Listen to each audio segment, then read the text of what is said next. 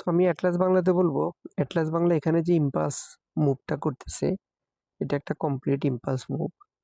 যে এখান থেকে এই লেভেল থেকে এখানে উপরের দিকে যে মুভটা করে,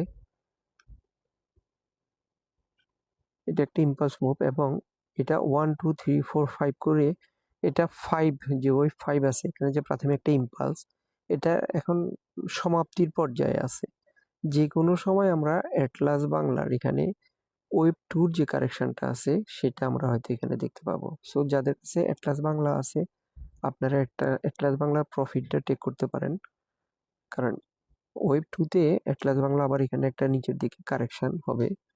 যদি কারেকশনটা শুরু হয় তখন কিন্তু এটা আবার অনেকটুকু নিচে নেমে যাবে। সেটা আমি গত সপ্তাহে আপনাদেরকে আমার অ্যানালাইসিসে বলেছিলাম। তো আমরা এখান থেকে যদি আপাতত আমি ধরে নিচ্ছি যে এখানে অ্যাটলাস বাংলার ওয়েব 5 মানে এখানে ইম্পালসটা কমপ্লিট হয়ে গেছে।